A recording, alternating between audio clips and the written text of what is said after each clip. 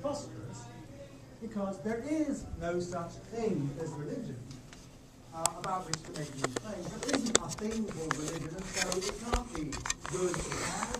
It can't be anything neutral. And if you think about claims about the non-existence of things, one obvious way to try and establish the non-existence of a purported thing would be to offer a definition of that thing and then to see whether anything satisfied it. And I'm going to start out on that little route to begin with. So, if you look in the dictionaries and if you think about it, one very natural definition of religion is that it involves belief in God or in spiritual beings. As I say, this is in many dictionaries, but you'll also find it actually in the work of Sir Edward Tyler, who was the first professor of anthropology at Oxford, one of the first modern anthropologists. In his book on primitive culture, he says the heart of religion is what he called animism, that is belief in spiritual agency, belief in spirits. First problem for that definition is from a recent novel by Paul Beatty called Tough. There's a guy talking to a rabbi. The rabbi says he doesn't believe in God. The guy says, "You're a rabbi, how can you not believe in God?" And the reply is, "It's what's so great about being Jewish. You don't have to believe in a God per se, just in being Jewish." So if this guy is a rabbi and a Jewish rabbi, and if you have to believe in God in order to be religious, then we have the rather counterintuitive conclusion that since it's possible to be Jewish rabbi without believing in God, Judaism isn't a religion. That seems like a pretty counterintuitive thought. Here's another argument against this view. A friend of mine, an Indian friend of mine, went to his grandfather when he was very young, a child, and said to him, "I want to talk to you about religion." And his grandfather said, "You're too young, come back when you're a teenager." So he came back when he was a teenager, and he said to his grandfather, "It may be a bit late now because I've discovered that I don't believe in the gods." And his grandfather, who was a wise man, said, "Oh, so you belong to the atheist branch of the Hindu tradition."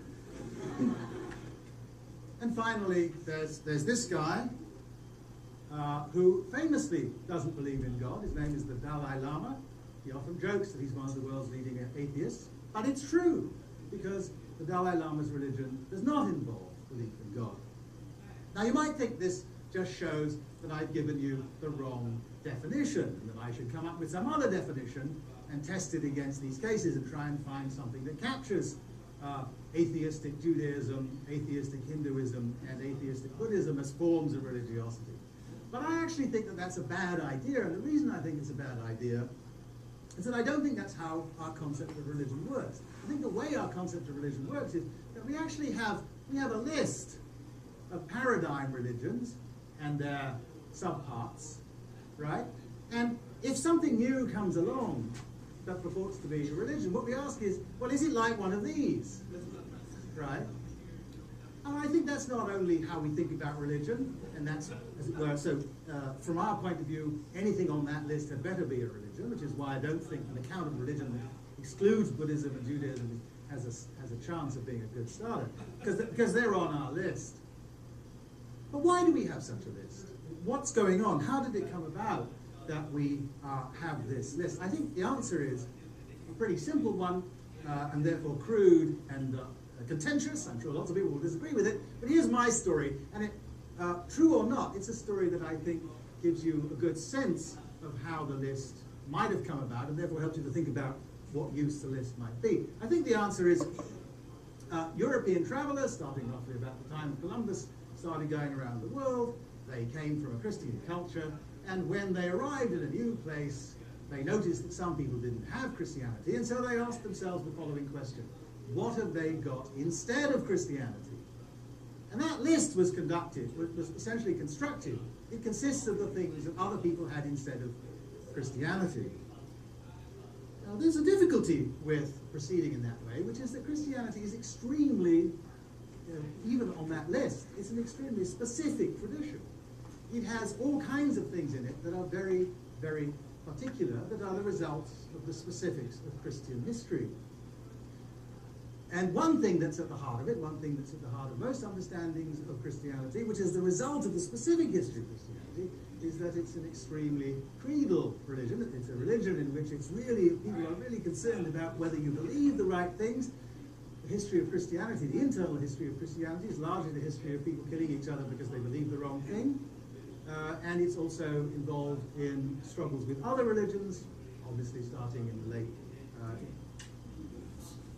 Piggybacking on his comment there, I think a really good book on that aspect of Christianity is a book by Vine Deloria called God is Red. You ever find it? We have a copy in the library. I have a copy I could lend you if you need it. God is red as in the color God red as in red. the color of blood? God is red as the color of Indians, Native Americans, if you believe that's the color of their skin. Vine Deloria was an American Indian. Also the head of the Museum of the American Indian and some other things. One of his more famous books was, I think it was titled Custer Died for Your Sins. Yes, familiar with that one? Interesting. Oh well, so, but in the Middle Ages, a struggle with Islam, in which again, it was the infidelity, the fact that they didn't believe the right things, that seemed so offensive to the Christian world. Now that's a very specific and particular history that Christianity has, and not everywhere is everything that has ever been put on this sort of list like it. Here's another problem, I think. A very specific thing happened. It was actually adverted to earlier, but a very specific thing happened in the history of the kind of Christianity that we see around us, mostly in the United States today, and it happened in the late 19th century. And that specific thing that happened in the late 19th century was a kind of deal that was cut between science, this new way of organizing intellectual authority, and religion. If you think about the 18th century, say, if you think about intellectual life before the late 19th century, anything you did, anything you thought about, whether it was the physical world, the human world, the natural world, apart from the human world, or morality, anything you did would have been framed against the background of a set of assumptions that were religious Christian assumptions. You couldn't give an account of the natural world that didn't say something about its relationship, for example, to the creation story in the Abrahamic traditions, the creation story in the first book of the Torah. So everything was framed in that way. But this changes in the late 19th century, and for the first time it's possible for people to develop serious intellectual careers as natural historians like Darwin. Darwin worried about the relationship between what he said and the truths of religion, but he could proceed, he could write books about his subject without having to say what the relationship was to the religious claims. And similarly, geologists increasingly could talk about. In the early 19th century, there were geologists who made a claim about the age of the Earth. You had to explain whether that was consistent or how it was or wasn't consistent with the age of the Earth implied by the account in Genesis. By the end of the 19th century, you can just write a geology textbook in which you make arguments about how old the Earth is. So there's a big change, and that division of intellectual division of labour occurs, as I say, I think, and it sort of solidifies, so that by the end of the 19th century in Europe, there's a real intellectual division of labour, and you can do all sorts of serious things, including, increasingly, even philosophy, without being constrained by the thought, well, what I have to say has to be consistent with the deep truths that are given to me by our religious tradition. So imagine someone who's coming out of that world, that late 19th century world, coming into the country that I grew up in, Ghana, the society that I grew up in, Asante, coming into that world at the turn of the 20th century with this question that made the list. What have they got instead of Christianity? Well, here's one thing he would have noticed. By the way, there was a person who actually did this. His name was Captain Rattray. He was sent as the British government anthropologist, and he wrote a book about Asante religion. This is a soul disc. There are many of them in the British Museum.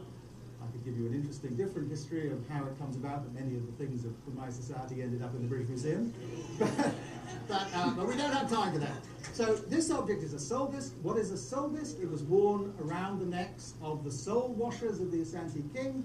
What was their job? To wash the king's soul. It would take a long while to explain how a soul could be the kind of thing that could be washed. But Rattray knew that this was religion because souls were in play. And similarly, there are many other things, many other practices. For example, every time anybody had a drink, more or less, they poured a little bit on the ground in what's called a libation, and they gave some to the ancestors. In culture, this My would father be a did sin. this every time he opened a bottle of whiskey, which I'm glad to say very often. He That'd be would, alcohol he would take abuse. himself off and pour off just a little on the ground, and he would say to Akramampim, the founder of our line, or Yalantoni, my great uncle, he would talk to them, Especially if it was offer them a Jonas. little bit of this. And finally, there were these huge public ceremonials. This is an early 19th century drawing by another British military officer of such a ceremonial, where the king was involved, and the king's job, one of the large parts of his job, apart from organising Looks warfare, like he and things plays like that, hockey. was to look after the tombs of his ancestors. And when the king died, the stool that he sat on was blackened and put in the royal ancestral temple. And every 40 days, the king of Asante has to go and do the cult for his ancestors. That's a large part of his job, and people think that if he doesn't do it, things will fall apart. So he's a religious figure, as Rattray would have said, as well as a political figure. So all this would count as religion for Rattray. But my point is that when you look into the lives of those people, you also find that every time they do anything, they're conscious of the ancestors. Every morning at breakfast, that you can go outside the front of the house and make an offering to the gold tree, and I mean you outside your house. And again, you'll talk to the gods and the high gods and the low gods and the ancestors and so on. This is not a world in which the separation between religion and science has occurred. Religion is not being separated from any other areas of life, and in particular, what's crucial to understand about this world is it's a world in which the job that science does for us is done by what Rattray is going to call religion. Because if they want an explanation of something, if they want to know why the crop has failed, if they want to know why it's raining or not raining, if they need rain, if they want to know why their grandfather has died, they're going to appeal to the very same entities, the very same language, talk to the very same gods about that. There is no, this great separation, in other words, between religion and science hasn't happened. Now, this would be a mere historical curiosity, except that in large parts of the world, this is still the truth. I had the privilege of going to a wedding the other day in northern Namibia, 20 miles or so south of the Angolan border, in a village of 200 people. These were modern people. We had with us Una Chaplin, who some of you may have heard of, and one of the people from this village came up to her and said, "I've seen you in Game of Thrones." So these were not people who were isolated from our world, but nevertheless, for them, the gods and the spirits are still very much there. And when we were on the bus going back and forth to the various parts of the funeral, they prayed not just in a generic way, but for the safety of the journey, and they meant it. And when they said to me that my mother, the bridegroom's mother, was with us, they didn't mean it figuratively. They meant, even though that she was a dead person, they meant that she was still around. So in large parts of the world today, that separation between science and religion has occurred in large parts of the world today. As I say, these are not. This guy used to work for Chase and at the World Bank. These are fellow citizens of the world with you, but they come from a place in which religion is occupying a very different role. So what I want you to think about next time somebody wants to make some vast generalization about religion is that maybe there isn't such a thing as a religion, such a thing as religion, and that therefore what they say cannot possibly be true.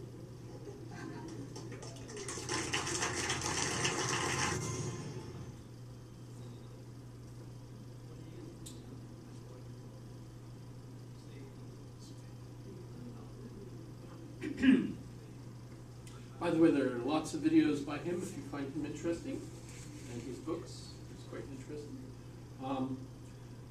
Obviously, he's using a definition that's different than the one I use. If you remember, I define religion stealing the concept really from quite a few interesting sources.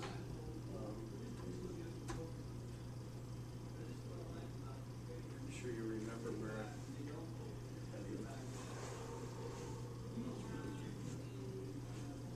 and in my definition, I argue that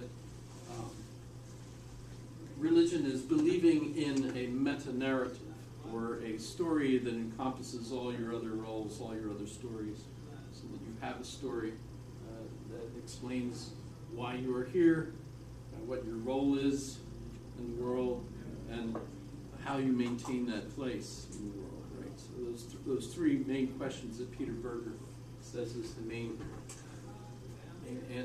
questions that sociology has to answer, religion has to answer, philosophy has to answer. Who am I? What's my place in the world? And how do I maintain that place? And so it's belief in a story. And by the way, that means that there's no conflict between saying Buddhism is a religion, Christianity is a religion, science is a religion. In fact, I especially think of Richard Dawkins when he criticizes religion, along with Christopher Hitchens, who he mentioned, Sam Harris, who I think some of you are doing, and Daniel Dennett. Those are the four so-called horsemen, self-called horsemen, against religion. They all banded together pretty much to try to intimidate people from saying that they believed in religion after 9/11. So they've been out selling books and things ever since, trying to make it seem like anyone that said they were a believer in a religion was basically an idiot. So that's their way of trying to stop those kinds of things from happening again. By the way, that apparently, as of yesterday, is not what really causes that. The young man that was an ex-Marine that went into the bar and shot 12 people, as I understand it. As far as we know, there's no reason, religious or otherwise, that prompted him to do that. But we might say that identity was certainly a part of it. So there's some interesting aspects to this question that he's arguing. The reason he's basically arguing this is to say that our identity today is not religious but political.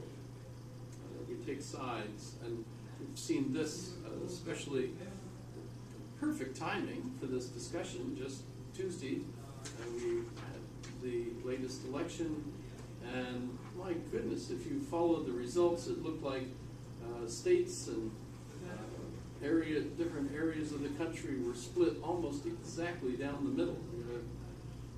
Winners with like 51% and losers with like 48% from one place to the next. There's some really close calls. I think there were like 7 votes between Pete Kelly and Kawasaki here in Alaska. So probably don't really need to do a recount though, because there's so few votes in those communities, right? But nonetheless, still, your vote really counts in a community as small as ours, etc.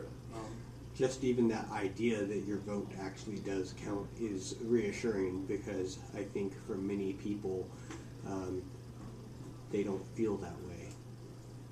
Well, in Philadelphia, it might be different. California, California has roughly 1/3 of the population of the United States. Is that close?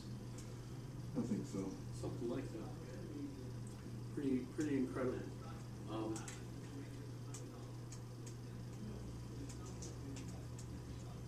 But on the topic of religion, I would, of course, argue that there is such a thing, and that it's certainly part of your identity, an integral part of your identity. In fact, that your political sides would depend pretty much on your religious association.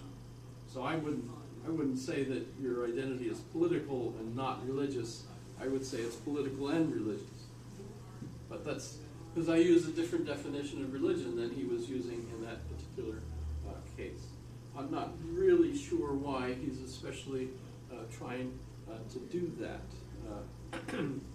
However, I would also like to argue that science is actually Christianity. This might be really weird, but here's how that goes. Of course, all religions evolve, and what happened in Europe was that we had the Protestant Reformation. Protestant Reformation, of course, had multiple different sprouts, if you want to call it that: Lutheranism, Presbyterianism, Calvinism.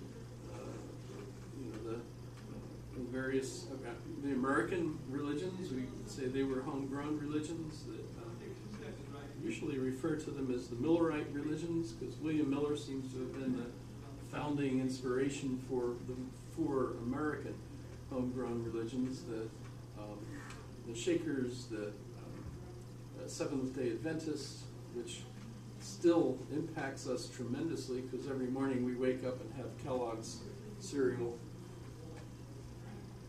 No, I'm just kidding.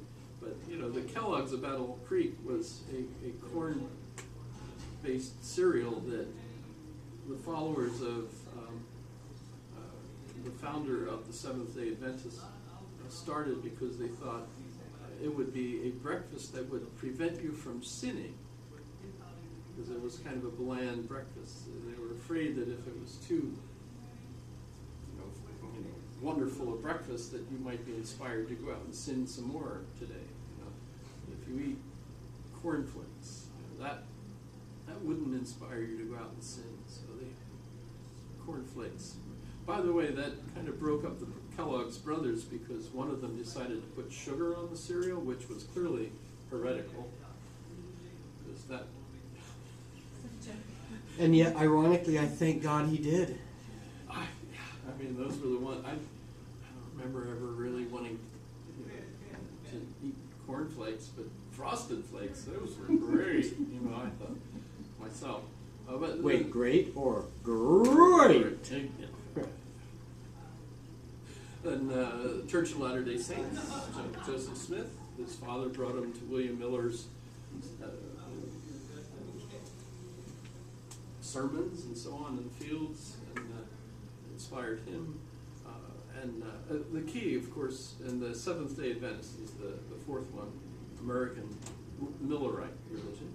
And those were all, this is the latter day. These are the latter days. We have to live correctly now. In fact, the Shakers famously didn't even want to procreate, because they figured Jesus. In fact, William Miller determined exactly when Jesus was going to arrive.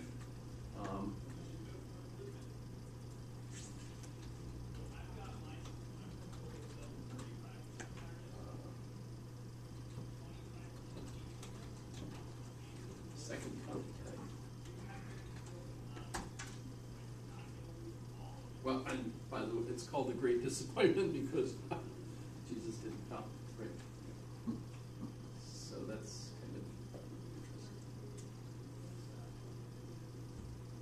That's also why the area in New York is referred to as the thrice burned over district, because each time it was burned over by the Christian, what's it called? When the preachers have everyone get out there and basically convince everybody to be saved again. It's a burning whatever. So revival, whatever. And so that happened multiple times in that Cleansing ritual. so the burning. But he said it was going to be what, October 22nd? But it turned out no, that was not. So that's just interesting. But so we've got these Christian religions that are changing, and Protestantism, the argument goes, eventually led to atheism. The idea was that once you became a Protestant, and this was, in a sense, Martin Luther's fault. He said that, instead of the priests taking care of everyone and you just go about your business, and the priests are the ones that are basically saved and trying to save everyone else. Once you became a Protestant, you had to read the scripture for yourself, understand what Jesus' message was for you yourself. So you had to interpret Jesus' message to you yourself. That was your job, and you had to live properly, not just the priesthood, right? So everybody had to wear the stiff collars and behave and all that sort of thing. And along with that, of course, everyone started interpreting the scripture for themselves, which really pissed off Martin Luther, because he didn't mean for that. He meant, what everybody should do is listen to him instead of the church. Right? And that didn't work. He got furious over that. Famously said, kill them all and let God sort them out, because they couldn't figure out who was on what side, etc. In any case, the more people that studied the scripture on their own, the more they came to not believe what anyone else had said. They basically became very competitive over framing your own belief and disagreeing with other people. So the basic belief was to disagree with the church, and that led to people basically disagreeing with everyone else. And so the Protestant Reformation led to atheism eventually. Right? And so when we look at some of the Christian sects, for example, the Unitarians, the Universalists, they literally eventually got to the point where more of their members are essentially atheists, even though they still attend the church and are members of the church. They don't believe in God. Pretty much similar with the rabbi that Apaya was talking about. There's quite a lot of Jewish rabbis that don't believe in God, especially after the Holocaust. You can probably figure out why. I think of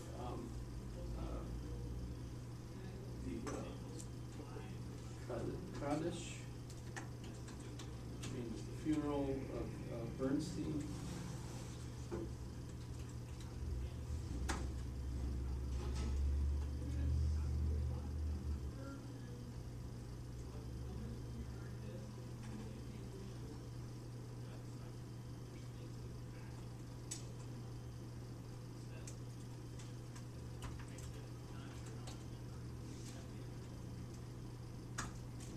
Spell it right.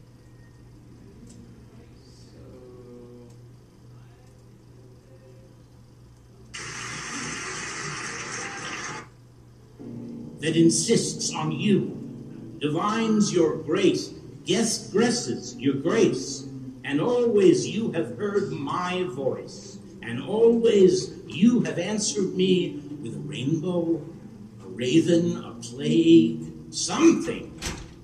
But now I see nothing.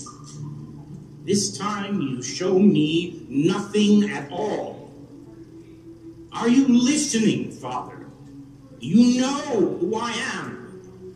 Your image, that stubborn reflection of you that man has shattered, extinguished, banished, and now he runs free to play with his newfound fire, avid for death, voluptuous, complete, and final death.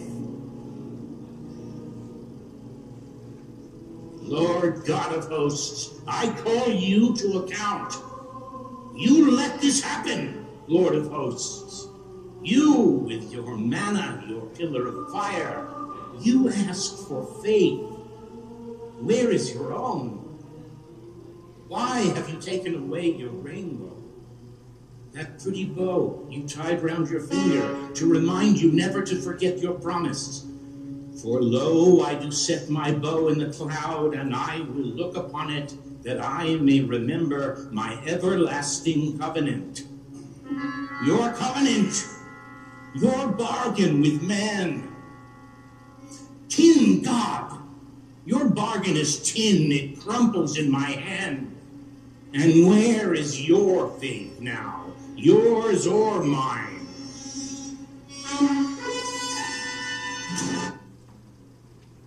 Just an excerpt. Obviously, you could watch the whole symphony, multiple versions of it. Leonard Bernstein. And as I understand it, the Kaddish was a funeral. It's a funeral mass, Jewish, right? Yes, but Kennedy had been assassinated.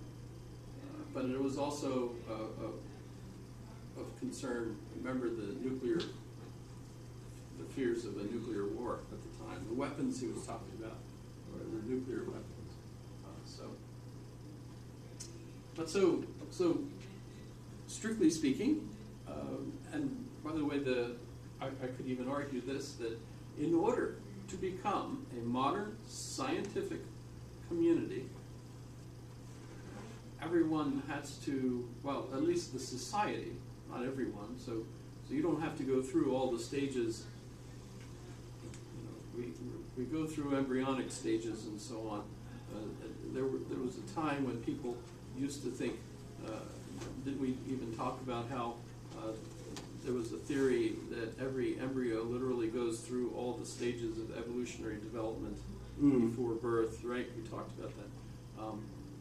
But you might also say that, you know, the culture has to go through all the stages of progress. So as a child, you start off with the beliefs, kind of a very primitive society, and then as you're going through your maturation, you get, you know, updates, you know, as you go. So your educational process should take you from one level of belief to another, to another, to another, as far as your society has gone. That obviously won't go further than your society has gone. So if we look around the world today, we see societies that still believe, for example, that women shouldn't be allowed to do X, Y, Z, etc. You know, they're obviously not up to the level of a modern society. They haven't gone through all the stages. But what other stages do they have to go through? Well, obviously this is a view of history that's based on European history. So what you have to do is become a Christian nation first. You can't make it if you're, say, Islamic, because that society essentially doesn't incorporate the idea that God took the form of man, literally, as Jesus, right? That's part of what begins a certain aspect of European history. Then you need the Protestant Reformation, because that's where individuals begin, right? You know, the idea that you are a modern individual, you have rights, we have a social contract. So it's pretty clearly the case that people in a place like Saudi Arabia don't think of themselves as having rights or living, you know, based on a social contract where, you know, all of these members of their nation have equal rights and ought to vote, etc. You know, that's clearly not something that they believe in. What is necessary for a society to believe that? You have to grow up in a society where everyone basically already has those beliefs, and make sure that you grow up that way as well. And where did all that happen? In Northern Europe. By the way, that's the big difference between Northern Europe and Southern Europe. The areas that remained Catholic did not go through that stage of progress. And by the way, when you look at world empire building, the Northern Europeans left democracies where they went, but the Catholics basically left countries that are still essentially third world because they still accept the top-down authority of either the church or their civic authorities. And they don't think of themselves as those independent individuals that have rights, etc. Instead, just the opposite of that. So it seems like it was a Protestant development that led to that. And we talked about how the Scots created the modern world. You know, as it goes from Presbyterianism, you know, to the community voting, you know, becoming a democracy, having a constitution, etc. Right? You know, where did that come from? And if we think of that as part of the modern world, and it leads to science as well. So those scientific communities that are also instill the concept of the modern individual all came from those Northern European Protestant.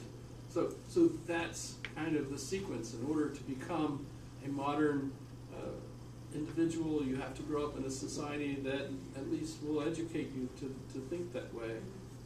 And you can do that. You can go to modern, you know, societies and get that kind of education, and then go home. And I want to inspire everyone to have a modern democracy there too. In fact, that arguably is what happened at Tahrir Square, where all the young Egyptians that had been inspired by their educations and so on, and wanted to transform Egypt into that modern kind of community like France. And look what happened. There wasn't enough of them. They were overruled by the majority of the population that didn't get it, weren't inspired to think that way, thought they were evil, blasphemous, etc.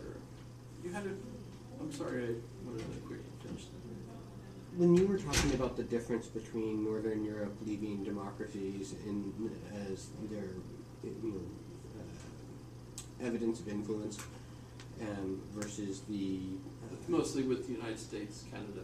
Sure, but, I mean, when you were talking about Catholicism and them not going through the same stages and so forth, right? An idea occurred to me. I wonder what you would think about. Would it be accurate to describe the influence in those cultures of the Catholic Church as being a sort of feudalism, with the Catholic Church being, the position of Lord? Position of Juvenism? Feudalism. Feudalism.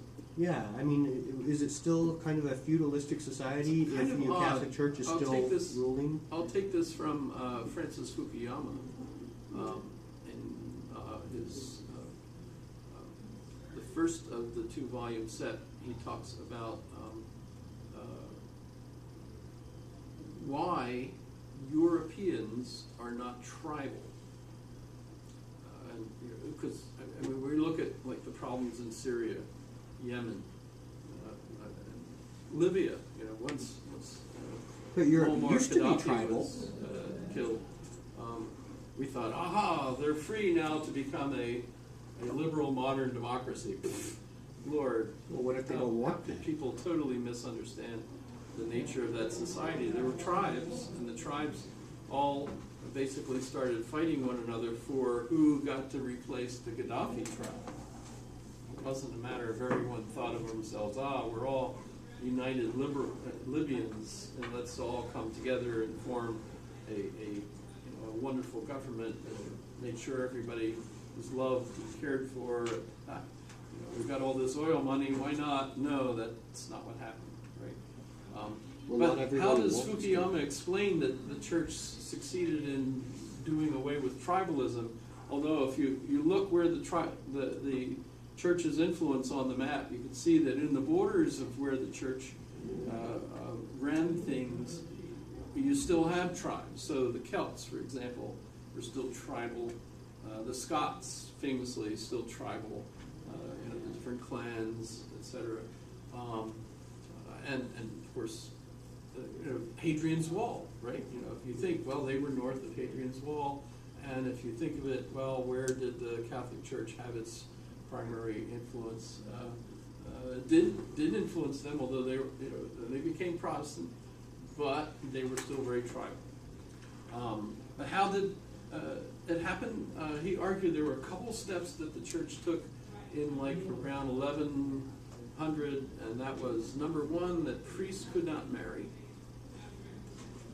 How does that have any impact? Well, they were concerned that priests officially marrying and having children, and then wanting their children to inherit wealth that actually belonged to the church, would weaken the church, and so priests were not allowed to marry. That was actually pretty late in the Middle Ages that became a rule. If you were in an order, you wouldn't get married, of course. You would have taken the vow of poverty, so you wouldn't have any claim to property. But if you were a secular priest, I know that might sound weird, but that's where secular originally got started, because a secular priest was not a member of an order. He was instead tasked with caring for the people, right? So he was secular.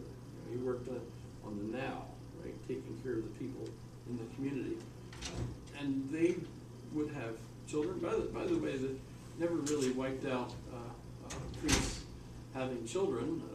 I think, especially in Italy, if you go to Italy, everyone in the town knows where the priest's spouse lives, which town, and which children are his. So, that's kind of understood, I suppose.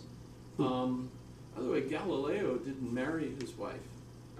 He took care of her, but he couldn't afford to marry her. Well, read the biography of Galileo if you want to see how all that works out. But he wasn't unusual in that case, because being married meant you had all these legal obligations to the so like dowries and all kinds of things, and he couldn't afford that, so he kept her, took care of her, and his children too, but so it's pretty interesting. But basically, that was one step, and the other step was that they incorporated your mother's family tree as part of your heredity.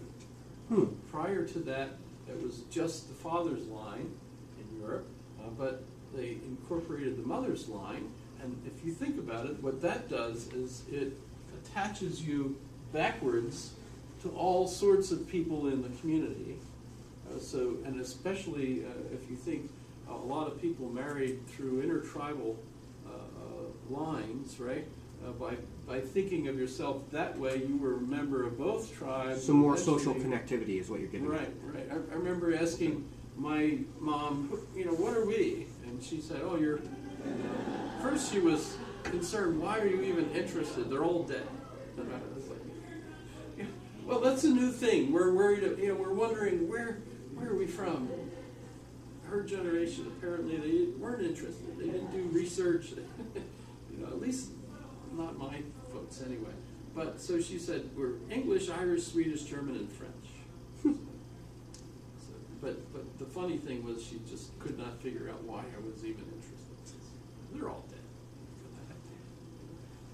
And frankly, I didn't, as far as I know, inherit any cultural traditions that we pass on to our children. They don't follow any of the things we used to do. We didn't really do anything special that we got from our parents. We created a few new things, but no, I don't think even those stuck. Not so. And I remember visiting a village and being given a tour by a young boy, explaining, there's the cemetery with all the graves, and that we couldn't go over that way because the ancestors were there. I don't think they pour libations to them, but they're there, they're live. That's part of their belief. And as far as he was concerned, their ancestors went back thousands of years in that one location. Maybe the village had moved a little around the lake, but basically it was somewhere in that area, and he could trace it back. And by the way, there was maybe 250 people in the village, and everyone was all related. That's my uncle. There was nobody there that he didn't have some sort of biological connection to.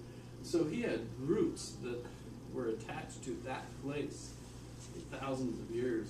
And it dawned on me, gosh, I have no roots.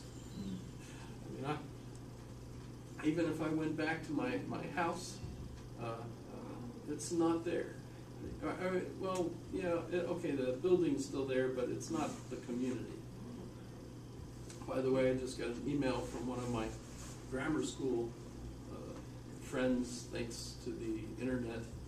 I know some of them still, and he just emailed me, and our church that I grew up at is going to close. The people that are in that neighborhood now are Haitians and are poor, and they can't afford to repair the building, and so it's probably going to be torn down. So that's the end of St. Cyril's. So anyway, what other kinds of identities do we have besides all the various religious identities? What do you think is the main identity that unites us? I mean, we just went through a campaign, a political campaign, that everyone's talking about just how split we are, right, over things. But I think Richard Reich is right that we still have we have more things in common and more beliefs that we still agree on than disagree. Is that something we can persuade ourselves to think about, despite all of the fighting that's been going on? It's still going on. I don't know if you watched Trump's where all the reporters are asking him questions. That press conference. And Jim Acosta. Yes, if you watch that, pretty exciting, to sit there and watch how that went. But what do we have in common? Ideas?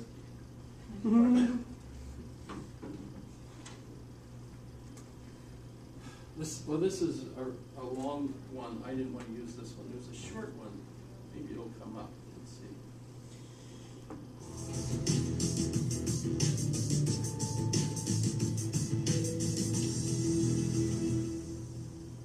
Good afternoon. Who came up in many of the recent televised proceedings. He served in the Ford, Carter, and Clinton administrations, as well as on the Obama transition team. He was Secretary of Labor under President Clinton and was named by Time magazine one of the 10 most successful cabinet secretaries of the century. He's written more than a dozen books. Actually, it's almost 24 books, including the most recent, Saving Capitalism, for the many, not the few, and this year's The Common Good. And with no more ado, I present you Berkeley's Robert Reich.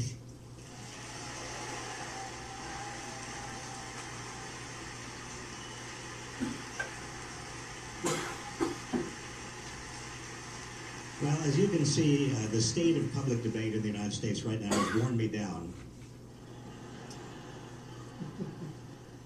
Is that a short joke? It was. When Wow. No, it's true. When I came to Berkeley 15 years ago, I was 6'2", and so it's been a hard time. It does make me think, though, that I first came to Berkeley as a sort of a graduate student. I was working for a professor of architecture here in the summer of 1968. You remember that summer. Some of you remember that summer. And I have a very, very distinct recollection. I had gone, as Dan said, and thank you, Dan, for that introduction, and thank you for everything you do, by the way.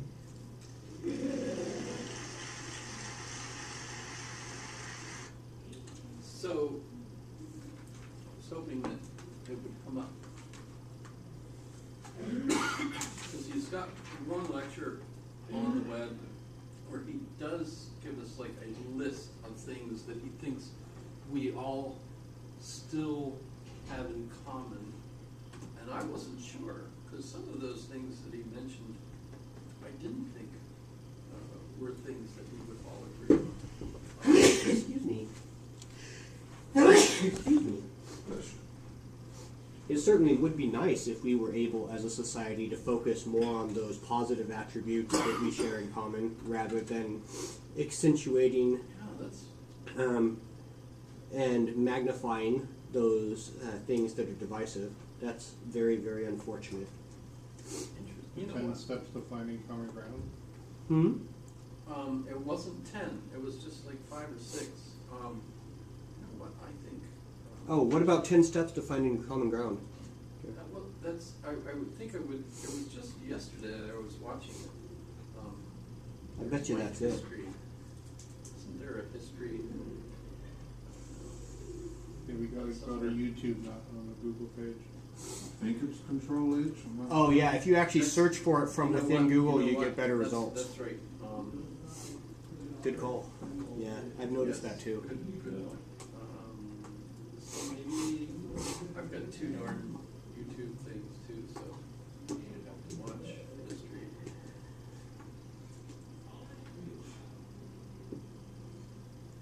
Okay, I think this is it. Let me be positive, No, because I that spent was- too much that's the one I just time looked being a at. little bit negative, or more negative. History. Maybe you might be able to find it in the other related videos in the sidebar from that one. It had to be further back. So you get to see all the crap I watch. Isn't that fun? Hopefully not everything. Where the heck is it? Well, The watch shoot. history. The trouble is, I'm not going to be able to remember all 5 of those points. So, I would have liked to have found. Ah, here it is.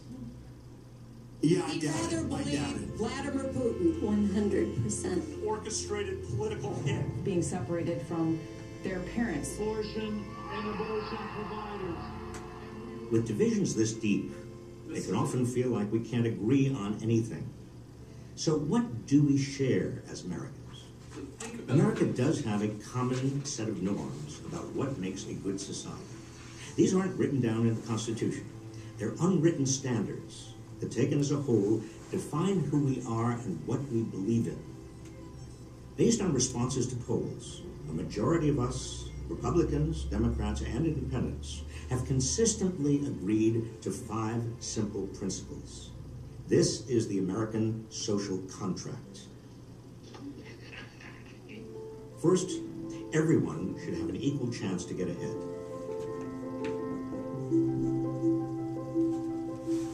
Second, no one should be discriminated against because of race, religion, gender, or sexual preference. DEFIS. Third, no one who works full-time should have to live in poverty. Fourth, people should take responsibility for themselves and their families, but deserve help if they need it through no fault of their own. And fifth, no one should have special privilege and power based on wealth or class. These values are anchored in moral teachings and democratic ideals that often predate the founding of our republic. We know we veered far away from all these principles, but that doesn't make us any less dedicated to them. No matter how discouraging things may seem right now, regardless of the bigotry, cruelty, and greed that dominate our politics and corrupt our society, it's important to remember the positive values we share and the social contract that binds us together. What do you think? Do you agree with these principles?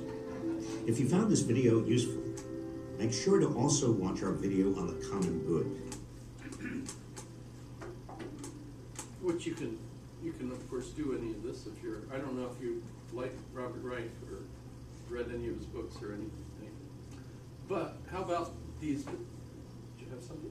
Well, just the no aristocracy part made me remember that somewhere in the founding documents there's a reference to no one having titles such as Lord or Lady or that type of thing. So it's actually mentioned. No title of nobility. Yeah. You know what I'm talking about? Yeah, it's on the Constitution. Yeah, I believe. So that's We interesting have no that official that's... such. Right, but I mean, it's interesting that was We a do have concern titles, at that for time. example, President Obama will always be referred to as President Obama because he was president. Sure. President Clinton. So if That's you're, the title of the you have an office, so if someone's a retired colonel, and I know him, I'll refer to him as Colonel. Sure, but we don't have lords and ladies, and that was mentioned Different in our though, founding I'm document. So. retired sergeant first class, no one calls me Sarge. Would you like us to? No. Well, I see, one thing I noticed about that list is there's a lot of justice in that list, but there's no truth. Hmm. In other words, there's no agreement that we're gonna be,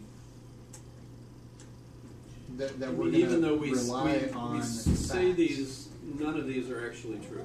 No, they're true, but we're not, there's no, he doesn't list a consensus where we rely on empirical reality to make our judgments of what justice is. Wow. What are they doing over there? So I just find that curious. It's all about social justice. His argument's all about social justice rather than social truth. In other words, As he goes through these, though, my first thought is equal chance. Well, no one. We don't really have equal chances. Everyone is in their unique particular situation and has unique chances, if any. In fact, there are clearly a lot of people that are in situations where they've got no chance because of the way things are stacked against them. I mean, that's, I think he's referring to opportunity rather than oh, chance. yeah, but you know, if you're in that kind of a situation, you don't really have that kind of opportunity. The same thing with going to college. There's all sorts of issues. So we might voice these. Everyone should have, all men are created equal opportunity, etc. But no, in a sense, no one really has an equal chance. I mean, Trump had to explain that he had $1 million loan from his father, but he paid it back. But actually, it turned out to be a $600 million bequeath, right? Or something. So he had a head start, pretty clearly. No discrimination. When I was a kid, we were taught to grow up as discriminating adults. Boy, has that vocabulary changed. Well, the word discrimination and the word discernment are related, and the word discrimination has gotten, bad rap, but its root and its origin isn't necessarily inherently negative. The word discrimination in its origin isn't a positive or a negative thing. It's just, telling the difference between things or discerning the difference between things. But it certainly has a negative connotation now. But I mean, you teach your kids to avoid getting into certain situations. Mm-hmm. I mean, I wouldn't have taught them not to go to a bar in the third safest community in the United States to go dancing with their friends. And I would have been surprised to discover that they were all killed, etc. But there are things I think, try to teach your kids, that they shouldn't go, into dark places at, Friday nights, when everyone's coming out of the bars. But strangers have the best candy. So, I mean, there's, and I feel guilty, because I discriminate. I've said, I've never felt that I was a racist. I've always thought, well, wait a minute, I don't even believe in races. But I do feel an attachment to people that like the same things I do. And so I tend to hang out with people that have similar vocabularies and things of that sort. And by the way, one of the reasons I'm enthusiastic about teaching is because I'm trying to spread my vocabulary. I think the more people that speak my vocabulary, the more people are going to be liking the same things I like. And I'm clearly discriminatory with regard to what things are good and what things are bad. No poverty? Wow. If you work. If you work full time. But we know that that's not true, and he knows that as well. Yes. My concern about the so-called war on poverty and why I think it's kind of doomed to failure is because what is the definition of poverty? As I understand the definition of poverty, it's just someone who makes a certain percentage less than the average. Well, unless we have a communist utopia, there's always going to be someone who makes more than average or less than average. And so if it's a percentage-based... You're poor, you will always have with you. Well, if it's a percentage-based function, then it will not ever be possible mathematically to solve. Do you see what I'm saying? Eisenhower famously was told that 50% of Americans have less than an average education, and he was horrified. We have to fix that. Okay. That's messed up, man. But yeah, I think that if you really are going to truly be serious about making people's standard of living better, let's talk about that. Let's say, let's increase people's opportunities, let's increase people's education, let's increase people's standard of living. Because if you just say, let's, decrease the number of people that make a certain percentage less than average, that's like an impossible task. Do you know what I mean? Mm-hmm. So, if you're independently responsible, right? I recorded these as he said them, right? 1, 2, 3, 4, 5. Sure. Right? So if you're independently responsible, industrious, right? But for no reason, no cause of your own, you can't manage. You need help, and we all feel like, well, those folks should be helped. That's, of course, part of our problem too, because how much help are we willing to give in that regard? And I think there's quite a lot of people that the woman that died in her in the cell in Highland after punching the nurse. Right? She was mentally ill. She was being treated at the hospital by the nurse for she was getting prepped, I guess, for an operation, and she didn't like what the nurse was doing. You heard about this, right? No. And she ended up punching the nurse, and that got her arrested. She went into jail, and then they moved her out to Highland, and within 4 days she was found dead in her cell. Right? And Suicide, murder, medical. well, so the arguments are that no, hasn't been released yet what caused her to die. But this is the whole issue of those individuals who are mentally ill, not having a place to go because API doesn't have enough beds, or even the beds they have they can't use because they don't have enough staff. So people are going to jail. People are being put in jail since there's no place to put them. Well, that's not going to improve the situation. No, that's so. In fact, I think the argument is that that's even illegal. That our community is not meeting its legal obligations to these people. But the reason for it is we're not paying more money for that because people are already at the point where they don't want to pay taxes, right, etc. And so we can't. So the funding for all these social services is going down. I don't think it's ever been sufficient to meet the expected need. But that's an argument. I mean, because who decides that, right? Who decides how much need there is? And with regard to the aristocracy, we don't have titles, but guess what? If your family is wealthy, guess what? I bet you're going to be wealthy.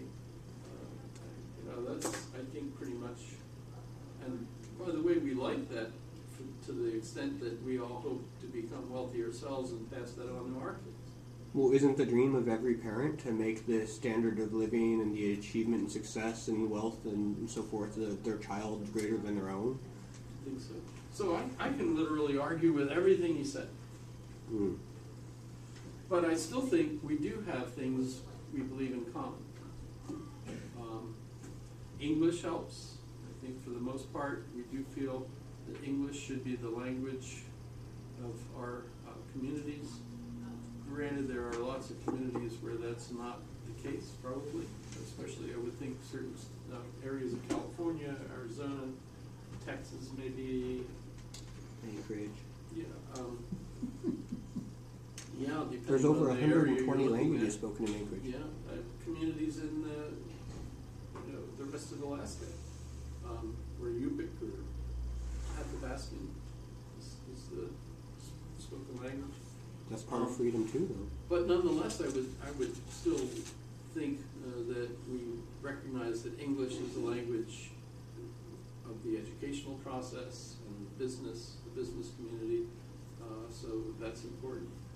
There's civility. There's a certain level of civility that we ought to have. And this is under stress. I mean, when we think of the political fights that go on, I'm thinking of the way that the press were asking President Trump the questions that they were doing the other day. And he got upset with them and said that the press was being hostile. Well, you could see that it was. So whether so if you're on the side that says, well, but they're angry because they don't like him, they don't like his policies, and they want to ask him these questions and kind of push him up against the wall with these questions to try to, what? What are they trying to accomplish? Change his mind about stuff? That's not going to happen. So if they want to keep their positions and ask questions and be allowed in again, I think they would have learned by now that they need to be polite according to his standards and not theirs. And that's he said to one woman that was a very gracious question. Did you watch it? No. I've not watched it, but I know that if you go looking for trouble, if you go picking a fight, eventually you'll get one. Press conference. It seems to me what the press is trying to do is corner him with statements so that they can argue their particular spin. We grow Sunshine Hollis Using Park his words in Delta against Junction, everybody. Alaska. Sorry, I'll listen to you first. Well, I actually I was arrested once, and when the police were talking to me, This week's midterms mark the single. Sorry. They said, something like, did you do it? And I'm like, no, I didn't do it. And so they're like, so aha, you admit it. And then everything that I said, they twisted into the opposite. And every time that I tried to provide some exculpatory evidence, they tried to, twist it and abuse it and misuse it. And so finally, It's called I did. misleading question. So, well, it was really bad. I mean, I actually was the person who was a victim of a violent crime, and I actually called them for help. And the person who stabbed me was female, and I was male, and basically I got treated as being guilty for being born with a penis. So I actually went to jail, and it took over $20,000 in 2 years of my life to clear up, and it's still on my record. And it says, in big, giant, flashing neon, signs on page 1, arrested, charged felony assault with a deadly weapon. And then, in the tiny little fine print on the back of, page 2 or whatever, it's Code 43 Alpha. Well, what is Code 43 Alpha? Dismissed in the interest of justice by the prosecution. Okay? But anyways, point being is they kept on just manipulating and twisting, so finally I said, I'm done with you. I'm not talking to you anymore. And that was the only one smart thing I did. I told him, I said, you keep on, every time that I say something, you twist it into something else. So I'm done with you. Well, let me see if I can find... So screw the police. Biggest political setback for this president. For the first time, there is a check on his power from the opposing party. And President Trump at times yesterday appeared... You are a rude, terrible person. You shouldn't be working for CNN. In Jim's defense, I've traveled with him and watched him. He's a diligent reporter who busts. Well, I'm not a big fan of yours either. So I understand. When you report fake news, when you report fake news, which CNN does a lot, you are the enemy of the people. You said Democrats would unleash a wave of violent crime that endangers families everywhere. Why are you pitting Americans? Why are you pitting Americans against one another, sir? Peter, what are you trying to be him? No, I'm just asking. So, you get the idea. You get the idea. The one I was looking for, though, is they did.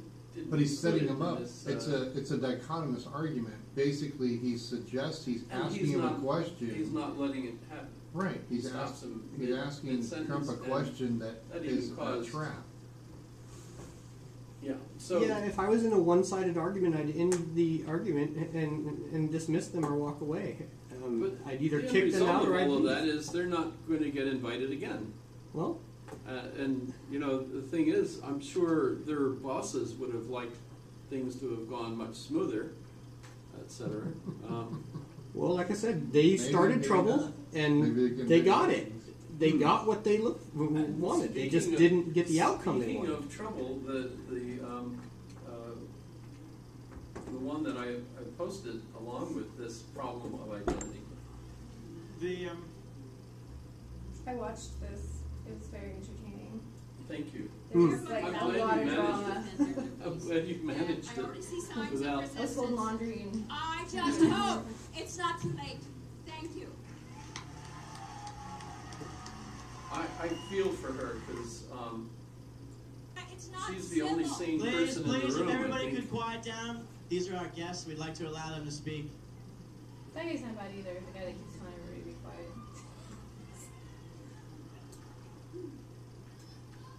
Now, where did it all come from?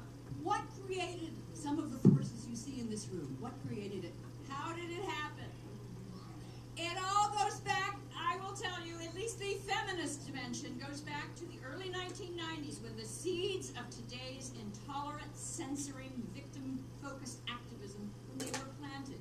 It was 1992, and I attended the annual meetings of the National Women's Studies Association in Austin, Texas. And I was there, not so much to participate, but to observe. I was writing an article. I was working on my book, Who Stole Feminism, and I was persuaded that this conference would provide some interesting material. Now, the conference organizers had imbibed the lessons of a theory of feminism known as intersectionality. So on the first day, participants were instructed to break down into little groups based on their grievances and healing needs. So there was a group for Asian American women, African American women, old women, Jewish women, disabled women, fat women. None of it was then. It was then. There is, of course, a point sized at women. which you can't tell us women anymore, but believe me, it is a category of women. Milo. But wait, let me tell my story. None of these groups proved stable. They all started to bicker. Members of the overweight group bickered because there was a straight. So, yeah, if you get the chance to watch this, of course, I'm a fan of hers. She's a philosophy professor and has written some startling books. The War Against Boys. I think I've even mentioned that. I don't recall. But it's still quite fascinating. Who Stole Feminism? Because if we talk about the various waves of feminism, she was a feminist herself, but then it got stolen, by radical people that were. She actually a little bit later she'll say, man-hating lesbian, whatever, right? So those were the ones that stole feminism and turned it into something that no one supports anymore, unless of course you're a man-hating lesbian, whatever she says. Yes. So it seems like a theme that's been recurring this evening has been, what unites us, what divides us, how And we quiz identify question, ourselves. what do you think unites us? Okay, just a moment. Let me Quiz write question. that down. What do you think Quiz unites us? question. What do I think unites us? Fair? Fun? Okay. I hope there is something. Or several things. Yeah, or several things. Okay, so that it goes exactly to what I'm talking about. I am concerned that when there's that story about two wolves and which one wins, the one that you feed, right? So the point is that the things that you focus on, the things that you give your attention and your energy to, magnify and grow, right?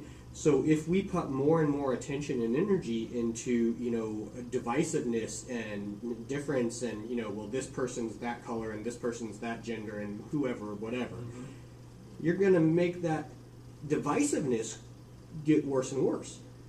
And there's very little, if any, focus on unity. News thrives on the negative. It does, and that's part of the problem because, if it bleeds, it leads, and, all the focus upon all the negativity breeds more and more negative things. And there's very little, if any, discussion it's Laura. of what unifies us. Right. Yes. So let Laura. Oh, it's Brady. Can you repeat the quiz question? Yes. What things do we have in common? Is that right? Did I ask? Is So that what do exactly you think it is? unites us? Mhm. What do you think unites us? Pretty much kind of. Our beliefs. I would argue that at least, if you follow our educational process and become part of the so-called educated elite, which, by the way, I would argue you are already. Remember, only 25% of the people in Alaska have some college education, which makes you already among the top quarter of our state. Just throw that out there.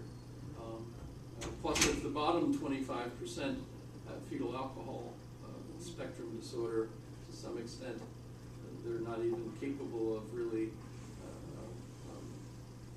their own independent responsibility in practically anything, depending on the level of difficulty they have.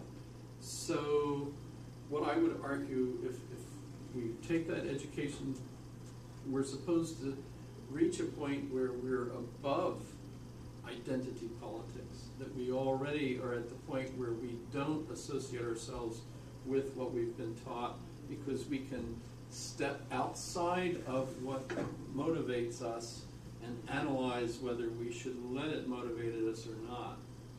And so basically you've now been given the freedom to decide whether you should do what you've been taught and what your peer groups believe. You're no longer going with the mob, so to speak, but you can step outside of it and you're independent of it. And I think that's of course that has problems of its own, because it leads you to what? What's your purpose in life? Now you have to decide that. And that's difficult to do. But go ahead. I got a little waylaid, or I lost my momentum there.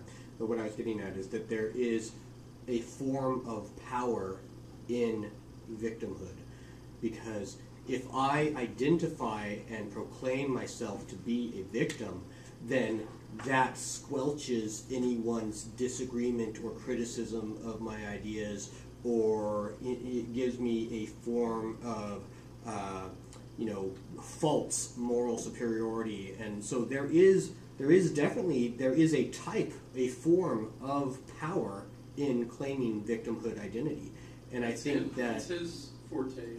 They're guilty of the kind of racism that suggests all black people must think alike. They are guilty of the kind of racism that Excuse me, insists. Senator, thank you for your enthusiasm. If you'd please be seated. That's Milo. I don't know if you got to watch this or not. I don't really like his vocabulary. No, I've never seen this. He and the other to guys. shock people on purpose. Yes, he's famous. He's famous for this. I didn't really know Well, so is who he Howard was, Stern. But So is George Carlin. I love George Carlin. He's dead, but I don't think that either of them I don't know what the term is. He's very different. Milo is very different. Well, that's his shtick. He's very proud of the fact that he's very controversial. Yeah, that would be So he's capitalizing on all of that, pretty much the way you were saying. So you're telling me that he's a professional victim, as I understand it? Really? I've never seen this video, but I've heard him before, and I wasn't aware of that. I have a different idea. That's my interpretation of what makes him tick, is that he's a professional victim. A professional speaker about just how prejudiced everyone is against him. He's a conservative politically, and yet he's the kind of character that conservatives would not actually appreciate in the same room, I would think. Yay, freedom. Unless they're, of course, very open-minded. We should take a break. Was this fun? Interesting? And the second part, we're kind of piggybacking on this, so we're not actually done with the topic. But we'll take a break now and